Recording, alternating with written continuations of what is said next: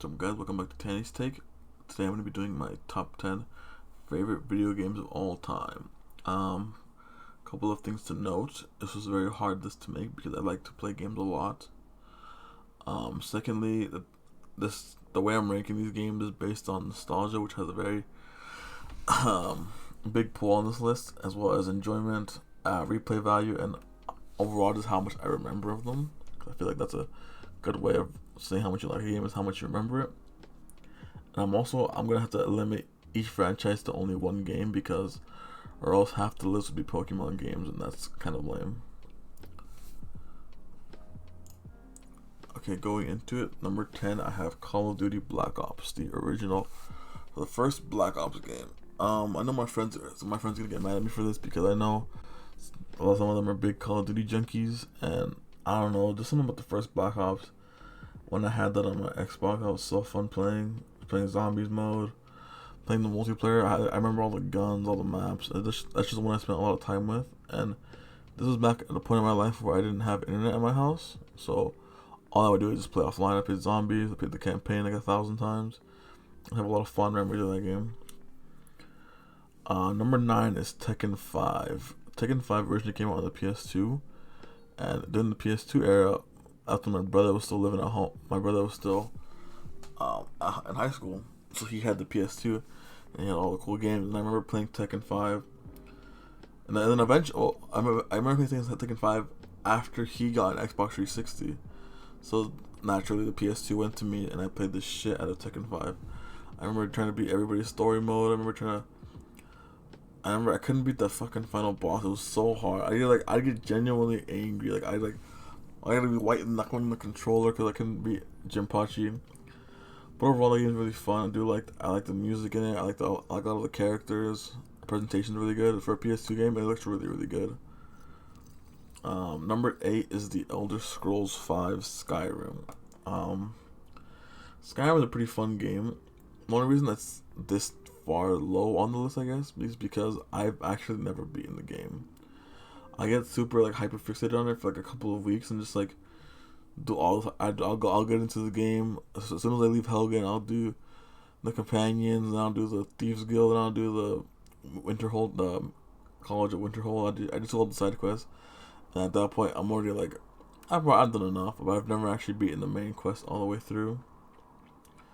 Also, it does feel like a grind. 'Cause I remember I'm so familiar with the first opening section of the game and going to Riverwood and then going into Bleak Falls Barrows to get the Dragonstone or the Dragonstone tablet, whatever.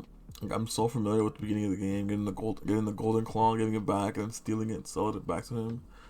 It's just I remember so much of the first part of the game, and I feel like I should actually sit down and beat it. But the problem is now is I have a PC, so whenever I play it, I kind of mod the hell out of it.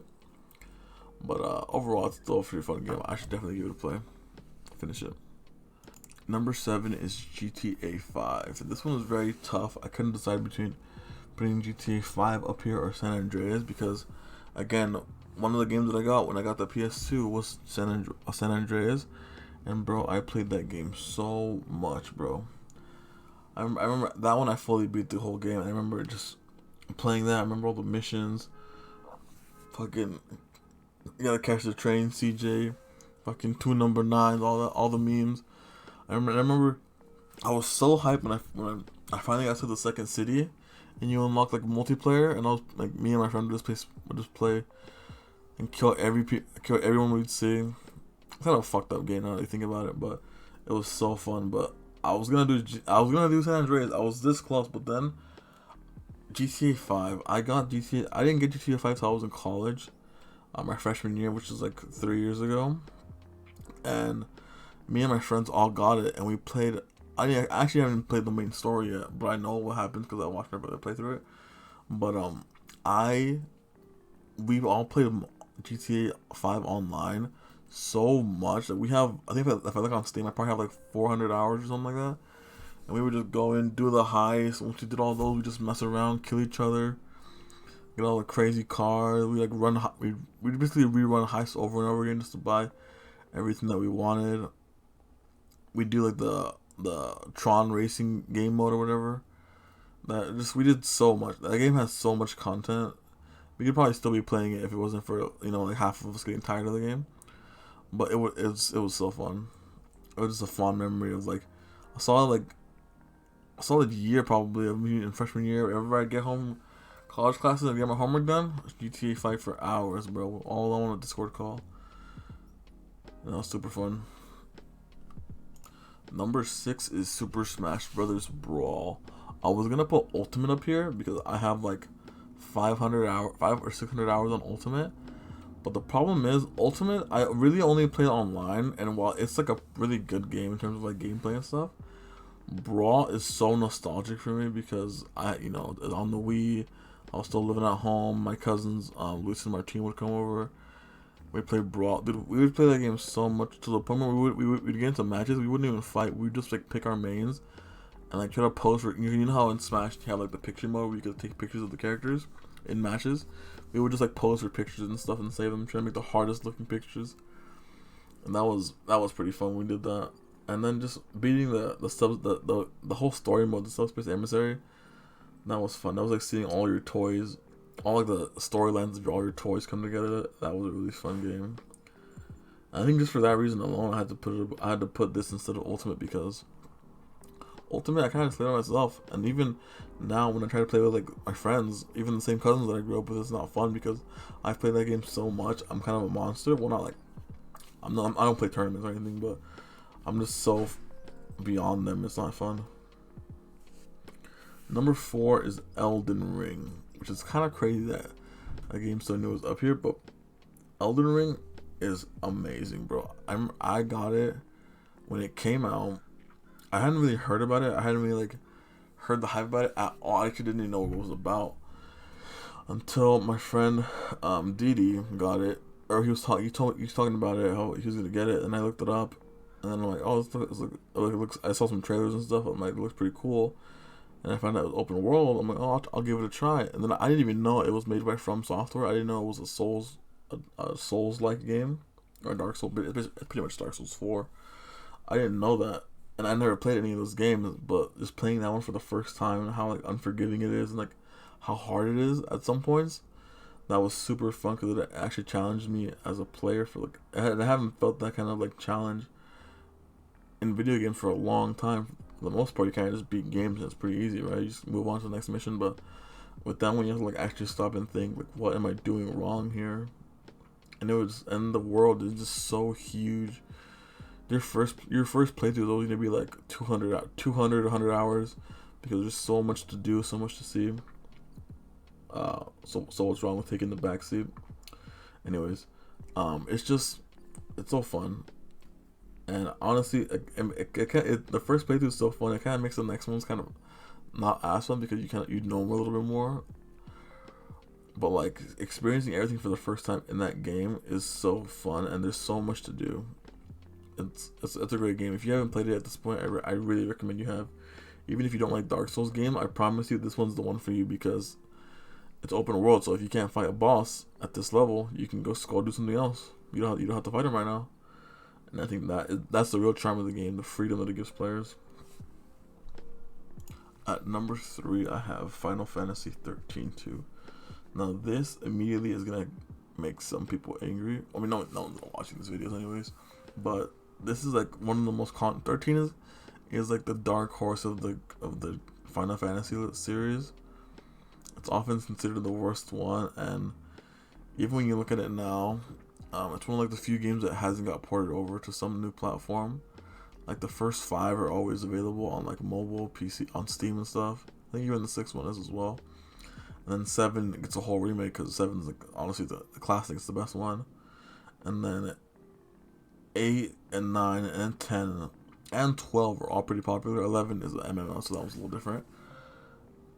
And obviously the new ones are kind of their own breed. They don't have to get ported. They're already on there. But 13 kind of gets overlooked a lot. And I really, really like 13. I like the characters. I like the whole like setup because it's not like a traditional fantasy setting.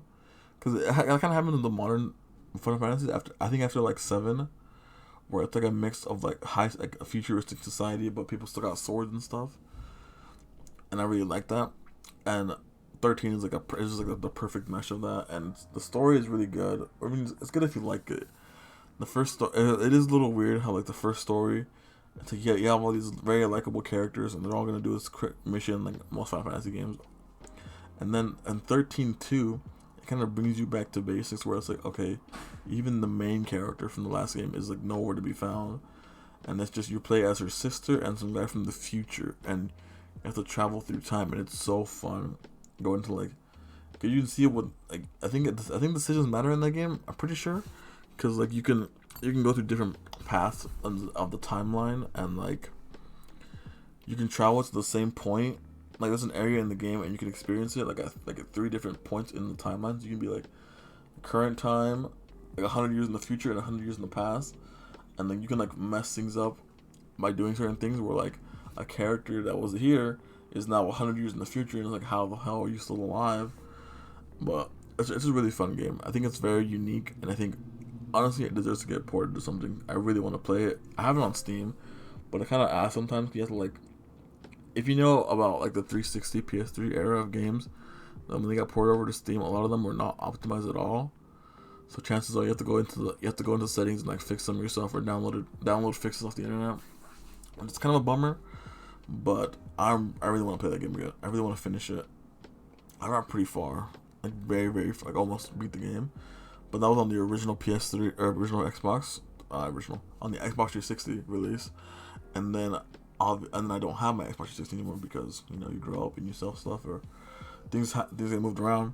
So then I got it on Steam and I really want to play it again. But that's one of my favorite games of all time. I think it's a really underrated RPG. And at number 2 we have Dragon Age Inquisition. This game, I've recently gotten back into it, but I've already known this is one of my favorite games of all time.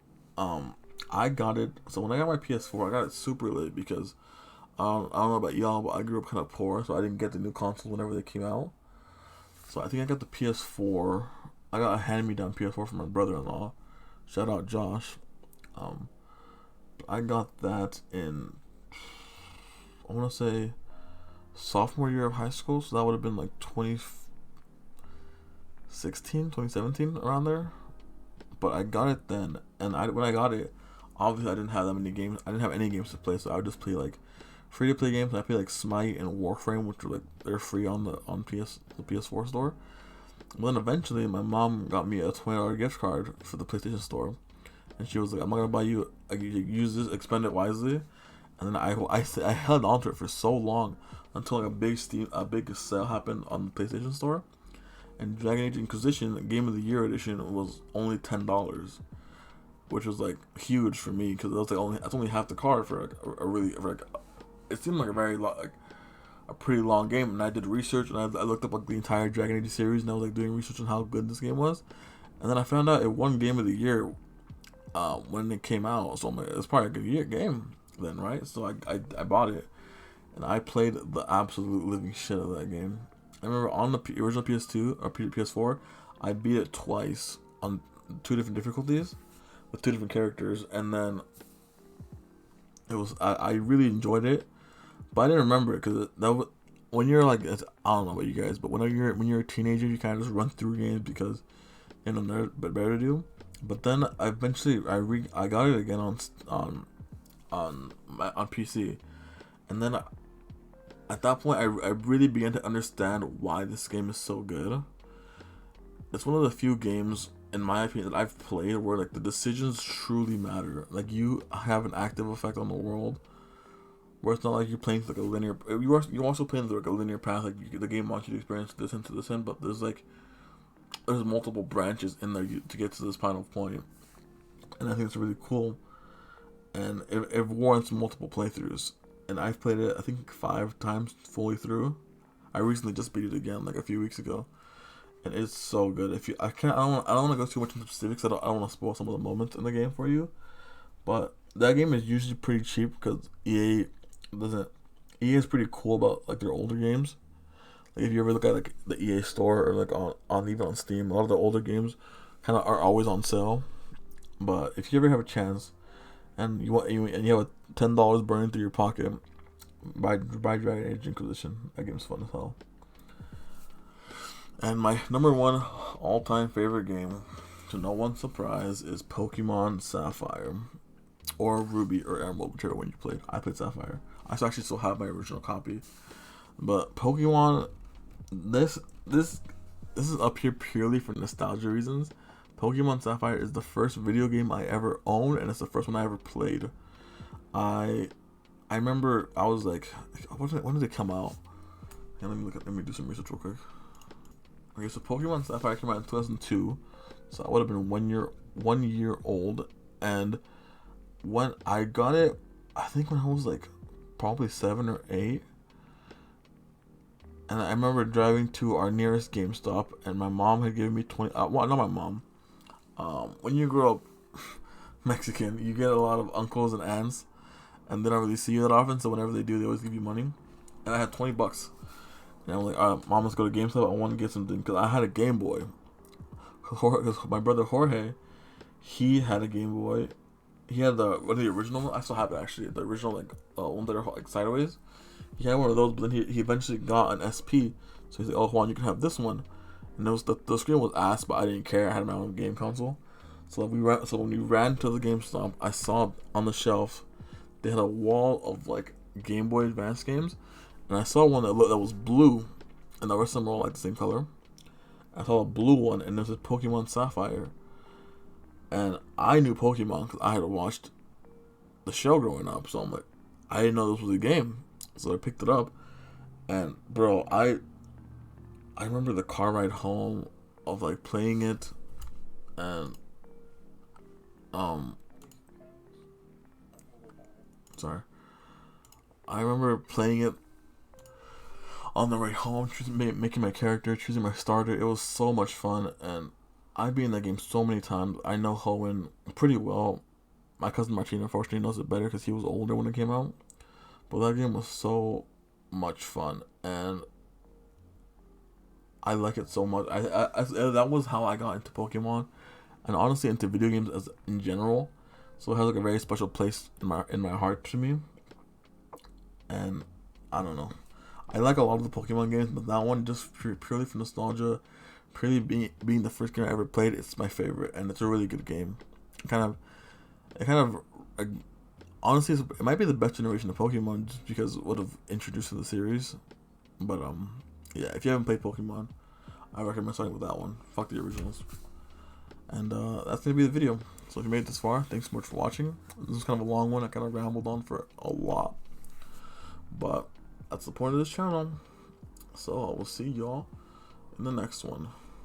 Later.